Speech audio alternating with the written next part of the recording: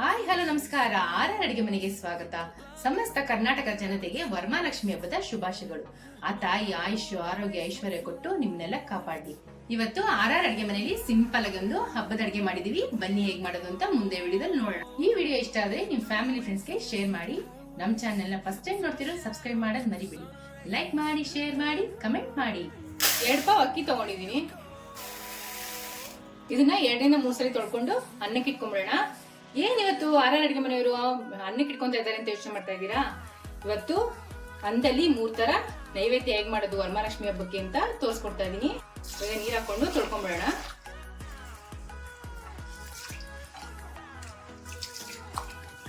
ಅಕ್ಕಿನ 2ರಿಂದ 3 ಸರಿ ತೊಳೆದಿಟ್ಕೊಂಡಿದೀನಿ. ಇವಾಗ 2 ಲೋಟ ಅಕ್ಕಿಗೆ 4 ಲೋಟ ನೀರ್ ಹಾಕೊಂಡಿದೀನಿ. ಇವಾಗ ಅನ್ನಕ್ಕೆ ಇಟ್ಕೊಂಡ್ಬಿಡೋಣ. ನೈವೇದ್ಯಕ್ಕೆ 3 ತರ ಕೋಸಂಬರಿ ಮಾಡ್ಕೊಂತ ಇದೀನಿ. ಫಸ್ಟ್ ಪೈನಾಪಲ್ ಕೋಸಂಬರಿ ಮಾಡ್ಕೊಂತ ಇದೀನಿ. ಸ್ವಲ್ಪ ಕೊತ್ತಂಬರಿ ಸೊಪ್ಪು ಹಾಕೊಂತ ಇದೀನಿ. ಒಂದ್ ಸ್ವಲ್ಪ ಕಾಯಿ ತುರಿ ಹಾಕೊಂತ ಇದೀನಿ. ಹಸಿಮೆಣಸಿನಕಾಯಿ, ಕರಿಬೇವು, ಸಾಸಿವೆ, ಇಂಗು ಹಾಕಿ ಒಗ್ಗರಣೆ ಮಾಡಿಟ್ಕೊಂಡಿದೀನಿ. ಅದನ್ನ ಹಾಕೊಂತ ಇದೀನಿ. ಒಂದ್ ಸ್ವಲ್ಪ ಹಿಂಗ್ ಮುಂದೆ ಹಾಕೋಬೇಕು, ಟೇಸ್ಟ್ ತುಂಬಾ ಚೆನ್ನಾಗಿರುತ್ತೆ. ಇವಾಗ ರುಚಿಗೆ ತಕ್ಕಷ್ಟು ಉಪ್ಪು ಹಾಕೊಂತ ಇದೀನಿ. ಪೈನಾಪಲ್ ಕೋಸಂಬರಿ ರೆಡಿ ಇದೆ. ಇವಾಗ ಪೈನಾಪಲ್ ಕೋಸಂಬರಿ ನೋಡಿದ್ರಲ್ಲ, ಕಾರ್ನ್ ಕೋಸಂಬರಿ ಹೇಗ್ ಮಾಡೋದು ಅಂತ ತೋರಿಸ್ಕೊಡ್ತೀನಿ. ಸ್ವೀಟ್ ಕಾರ್ನ್ ಬಿಡಿಸ್ಕೊಂಡಿರೋದು ಹಾಕೊಂತ ಇದೀನಿ. ಸೌತೆಕಾಯಿನ ಸಣ್ಣ ಕಟ್ ಮಾಡಿ ಇಟ್ಕೊಂಡಿದೀನಿ, ಅದನ್ನು ಹಾಕೊಂತ ಇದೀನಿ. ಸ್ವಲ್ಪ ದಾಳಿಂಬೆ ಬಿಡಿಸಿಟ್ಕೊಂಡಿದೀನಿ, ಅದನ್ನು ಹಾಕೊಂತ ಇದೀನಿ. ಕಟ್ ಮಾಡಿರೋ ಕೊತ್ತಂಬರಿ ಸೊಪ್ಪು ಹಾಕೊಂತ ಇದೀನಿ. ಸ್ವಲ್ಪ ಕಾಯಿ ತುರಿ, ಒಂದ್ ಸ್ವಲ್ಪ ಪೆಪ್ಪರ್ ಪೌಡರ್ ಹಾಕೊಂತ ಇದೀನಿ. ಟೇಸ್ಟ್ ತುಂಬಾ ಚೆನ್ನಾಗಿರುತ್ತೆ, ಅದಕ್ಕೆ ಒಗ್ಗರಣೆ ಮಾಡಿ ಇಟ್ಕೊಂಡಿದೀನಿ, ಅದನ್ನು ಹಾಕೊಂತ ಇದೀನಿ. ರುಚಿಗೆ ತಕ್ಕಷ್ಟು ಉಪ್ಪು. ಮಿಕ್ಸ್ ಮಾಡ್ಕೊಂಡ್ಬಿಡೋಣ. ಇದು ಎಷ್ಟು ಸಿಂಪಲ್ ಆಗಿ ಮಾಡ್ಕೊಂಡ್ಬಿಡ್ಬೋದಲ್ವಾ ಕೋಸಂಬರಿಗಳನ್ನ. ಕಾರ್ನ್ ಕೋಸಂಬರಿ ರೆಡಿ ಆಗಿದೆ. 2 ತರ ಕೋಸಂಬರಿ ನೋಡಿದ್ರಲ್ಲ, ಇವಾಗ 3ನೇ ತರ ಕೋಸಂಬರಿ ಹೇಗ್ ಮಾಡೋದು ಅಂತ ನೋಡೋಣ. ಕಡಲೆಬೇಳೆ ನೆನೆಸಿಟ್ಕೊಂಡಿದೀನಿ, ಅದನ್ನ ಹಾಕೊಂತ ಇದೀನಿ. ಸೌತೆಕಾಯಿ ಕಟ್ ಮಾಡಿ ಇಟ್ಕೊಂಡಿದೀನಿ, ಅದನ್ನು ಹಾಕೊಂತ ಇದೀನಿ. ಕ್ಯಾರೆಟ್ ತುರಿದಿಟ್ಕೊಂಡಿದೀನಿ, ಅದನ್ನು ಹಾಕೊಂತ ಇದೀನಿ. ಒಂದ್ ಸ್ವಲ್ಪ ಕಟ್ ಮಾಡಿ ಇಟ್ಕೊಂಡು ಕೊತ್ತಂಬರಿ ಸೊಪ್ಪು ಹಾಕೊಂತ ಇದೀನಿ. ಸ್ವಲ್ಪ ಕಾಯಿ ತುರಿ, ಒಗ್ಗರಣೆ ಹಾಕೊಂತ ಇದೀನಿ. ಒಂದು ಅರ್ಧ ಟೇಬಲ್ ಸ್ಪೂನ್ ಜೀರಿಗೆ ಪೌಡರ್ ಹಾಕೊಂತ ಇದೀನಿ. ಯಾಕಂದ್ರೆ ಕಡಲೆಬೇಳೆ ಗ್ಯಾಸ್ ಅಲ್ವಾ, ಅದಕ್ಕೆ ಗ್ಯಾಸ್ ಹೊಡಿಯುತ್ತೆ ಅಂತ ಹಾಕೊಂತ ಇದೀನಿ. ಒಂದ್ ಚಿಟಿಕೆ ಪೆಪ್ಪರ್ ಪೌಡರ್ ಹಾಕೊಂತ ಇದೀನಿ. ಟೇಸ್ಟ್ ತುಂಬಾ ಚೆನ್ನಾಗಿರುತ್ತೆ, ಅದಕ್ಕೆ ರುಚಿಗೆ ತಕ್ಕಷ್ಟು ಉಪ್ಪು. ಇವಾಗ ಮಿಕ್ಸ್ ಮಾಡ್ಕೊಬೇಡ. ಕಡಲೆಬೇಳೆ ಕೋಸಂಬರಿ ರೆಡಿ ಆಗಿದೆ. 3 ತರ ಕೋಸಂಬರಿ ರೆಡಿ ಆಗಿದೆ. ಚಿತ್ರಾನ್ನ ಅಂತೂ ಎಲ್ರಿಗೂ ಮಾಡಕ್ ಬರುತ್ತೆ, ಆದ್ರೆ ಹಬ್ಬಕ್ಕೆ ವಿಶೇಷವಾಗಿ ಚಿತ್ರಾನ್ನ ಹೇಗ್ ಮಾಡೋದು ಅಂತ ತೋರಿಸ್ಕೊಡ್ತಾ ಇದೀನಿ. ಅರ್ಧ ಕಪ್ ಕಾಯಿ ತುರಿ ಹಾಕೊಂತ ಇದೀನಿ. ಒಂದ್ 3/4 ಟೇಬಲ್ ಸ್ಪೂನ್ ಸಾಸಿವೆ, ಒಂದ್ ಸ್ವಲ್ಪ ಬೆಲ್ಲ, ಒಂದ್ ಸ್ವಲ್ಪ ಹುಣಸೆ ಹಣ್ಣು, ಒಂದ್ 3 ಖಾರದ ಮೆಣಸಿನಕಾಯಿ. ಇವಾಗ ಇದನ್ನ ಪೌಡರ್ ಮಾಡ್ಕೊಂಡ್ಬಿಡೋಣ. ನೋಡಿ, ಈ ತರ ರುಬ್ಕೊಂಡಿದೀನಿ. ಒಂದ್ ಒಗ್ಗರಣೆ ಮಾಡ್ಕೊಂತ ಇದೀನಿ. ಒಂದ್ ಬಾಳ್ಳಿ ಇಟ್ಕೊಂಡಿದೀನಿ. 2 ಟೇಬಲ್ ಸ್ಪೂನ್ ತುಪ್ಪ ಹಾಕೊಂತ ಇದೀನಿ. ತುಪ್ಪ ಇಷ್ಟಪಡೋರು ಬರೀ ತುಪ್ಪದಲ್ಲೇ ಮಾಡ್ಕೋಬಹುದು.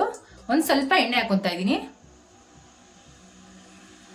ಎಣ್ಣೆ ತುಪ್ಪ ಕಾದಿದೆ. ಇವಾಗ ಒಂದ್ ಅರ್ಧ ಟೇಬಲ್ ಸ್ಪೂನ್ ಸಾಸಿವೆ ಹಾಕೊಂತ ಇದೀನಿ. 1 ಟೇಬಲ್ ಸ್ಪೂನ್ ಕಡಲೆಬೇಳೆ ಹಾಕೊಂತ ಇದೀನಿ. ಇದನ್ನ ಒಂಚೂರು ಕೆಂಪು ಮಾಡ್ಕೋಬೇಕು.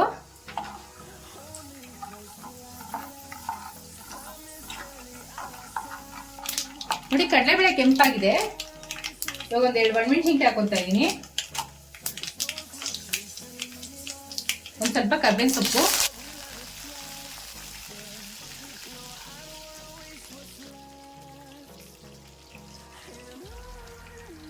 ಇವಾಗ ಸ್ಟವ್ ಆಫ್ ಮಾಡ್ಕೊಂಡ್ಬಿಡೋಣ.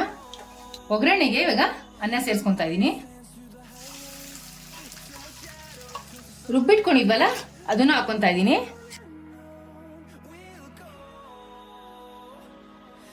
ರುಚಿಗೆ ತಕ್ಕಷ್ಟು ಉಪ್ಪು ಹಾಕೊಂತ ಇದೀನಿ. ಇವಾಗ ಮಿಕ್ಸ್ ಮಾಡ್ಕೊಂಡ್ಬಿಡೋಣ.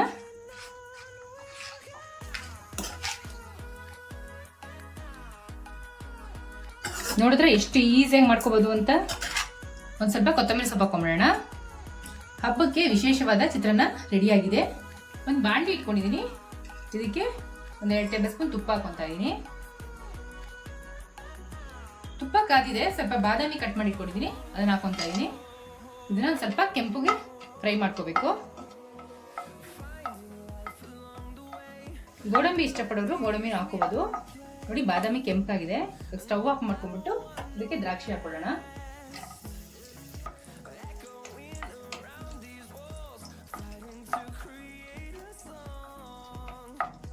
ಇವಾಗ ಬಾದಾಮಿ ದ್ರಾಕ್ಷಿ ಆಗಿದೆ. ಇವಾಗ ತಕೊಂಡ್ಬಿಡೋಣ ಒಂದು ತಟ್ಟೆಗೆ. ಅದೇ ಬಾಂಡಿಗೆ ಇನ್ನೊಂದು ಟೇಬಲ್ ಸ್ಪೂನ್ ತುಪ್ಪ ಸೇರಿಸ್ಕೊಂತ ಇದೀನಿ. ಒಂದು ಅರ್ಧ ಕಪ್ ಬೆಲ್ಲ ಹಾಕೊಂತ ಇದೀನಿ ತುಪ್ಪಕ್ಕೆ.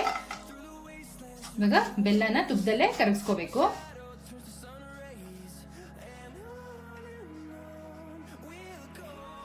ನೋಡಿ ಬೆಲ್ಲ ಕರಗ್ತಾ ಇದೆ. ಈ ಥರ ತುಪ್ಪದಲ್ಲೇ ಬೆಲ್ಲ ಕರಗಿಸ್ಕೊಂಡು ಮಾಡೋದ್ರಿಂದ ಬೆಲ್ಲನ ತುಂಬ ಟೇಸ್ಟಿಯಾಗಿರುತ್ತೆ. ನೋಡಿ ಬೆಲ್ಲ ಕರಗಿದೆ, ಚೆನ್ನಾಗಿ ಪಾಕ ಬಂದಿದೆ. ಇವಾಗ ಸ್ಟವ್ ಆಫ್ ಮಾಡ್ಕೊಂಬಿಡೋಣ. ಕರಗಿರೋ ಬೆಲ್ಲದ ಪಾಕಕ್ಕೆ ಇವಾಗ ಅನ್ನ ಸೇರಿಸ್ಕೊತಾ ಇದ್ದೀನಿ. ಅನ್ನ ನೋಡ್ಕೊಂಡು ಹಾಕೋಬೇಕು.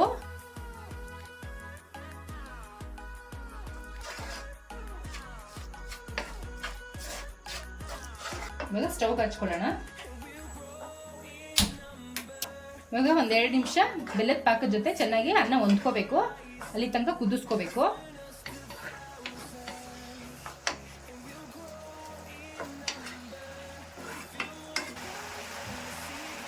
ಅನ್ನ ಬೆಲ್ಲದ ಜೊತೆ ಚೆನ್ನಾಗಿ ಹೊಂದ್ಕೊತಾ ಇದೆ. ಇವಾಗ ಹಾಲನ್ನ ಕಾಯಿಸಿ ಹಾರಿಸಿಟ್ಕೊಂಡಿದ್ದೀನಿ, ಅದನ್ನ ಹಾಕೊತಾ ಇದ್ದೀನಿ. ಒಂದು 1/4 ಕಪ್ ಹಾಕೊತಾ ಇದ್ದೀನಿ.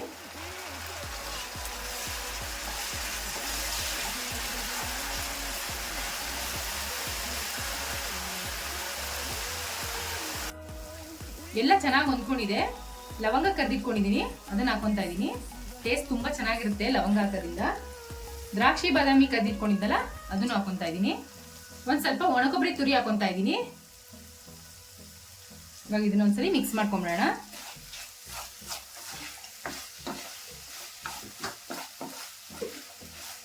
ಇವಾಗ ಸ್ಟವ್ ಆಫ್ ಮಾಡ್ಕೊಂಬಿಡೋಣ. ಬೆಲ್ಲದನ್ನ ರೆಡಿ ಆಗಿದೆ. ಒಂದು ಬಾಣಲಿ ತಗೊಂಡಿದ್ದೀನಿ, 1 ಟೇಬಲ್ ಸ್ಪೂನ್ ಎಣ್ಣೆ ಹಾಕೊತಾ ಇದ್ದೀನಿ. ಇವಾಗ ಆರ್ ಅಡುಗೆ ಮನೆ ಸ್ಟೈಲ್ ಹುಳ್ಳಿಕಾಯಿ ಪಲ್ಯ ಹೇಗೆ ಮಾಡೋದು ಅಂತ ತೋರಿಸ್ಕೊಡ್ತಾ ಇದ್ದೀನಿ. ಎಣ್ಣೆ ಕಾದಿದೆ, ಒಂದು ಸ್ವಲ್ಪ ಸಾಸಿವೆ ಹಾಕೊತಾ ಇದ್ದೀನಿ. ಒಂದು ಚಿಟಿಕೆ ಇಂಗು, ಒಂದು ಅರ್ಧ ಟೇಬಲ್ ಸ್ಪೂನ್ ಉದ್ದಿನ ಬೇಳೆ.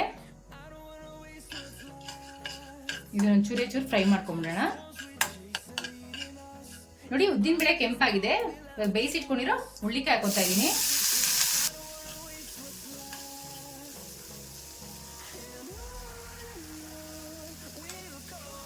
ಕಾಯಿ, ಹಸಿಮೆಣಸಿನ್ಕಾಯಿ, ಉಪ್ಪು ಹಾಕಿ ರುಬ್ಬಿಟ್ಕೊಂಡಿದ್ದೀನಿ, ಅದನ್ನ ಹಾಕೊತಾ ಇದ್ದೀನಿ.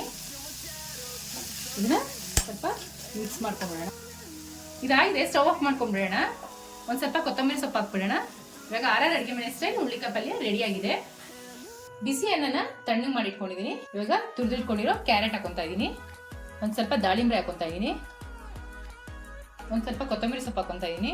ಒಗ್ಗರಣೆ ಹಾಕೊತಾ ಇದ್ದೀನಿ. ರುಚಿಗೆ ತಕ್ಕಷ್ಟು ಉಪ್ಪು. ಇವಾಗ ಮೊಸರು ಹಾಕೊತಾ ಇದ್ದೀನಿ. ಒಂದು ಸ್ವಲ್ಪ ಹಾಲು ಹಾಕೊತಾ ಇದ್ದೀನಿ. ಹಾಲು ಹಾಕೊಳ್ಳೋದ್ರಿಂದ ಮೊಸರನ್ನ ಬೇಗ ಹುಳಿ ಬರಲ್ಲ, ಅದಕ್ಕೆ. ಇವಾಗ ಮಿಕ್ಸ್ ಮಾಡ್ಕೊಂಡ್ಬಿಡೋಣ. ಮೊಸರನ್ನ ರೆಡಿಯಾಗಿದೆ. ಈ ವಿಡಿಯೋ ಇಷ್ಟ ಆದರೆ ನಿಮ್ಮ ಫ್ಯಾಮಿಲಿ ಫ್ರೆಂಡ್ಸ್ಗೆ ಶೇರ್ ಮಾಡಿ. ನಮ್ಮ ಚಾನೆಲ್ನ ಫಸ್ಟ್ ಟೈಮ್ ನೋಡ್ತಿರೋ ಸಬ್ಸ್ಕ್ರೈಬ್ ಮಾಡೋದು ಮರಿಬೇಡಿ. ಲೈಕ್ ಮಾಡಿ, ಶೇರ್ ಮಾಡಿ, ಕಮೆಂಟ್ ಮಾಡಿ.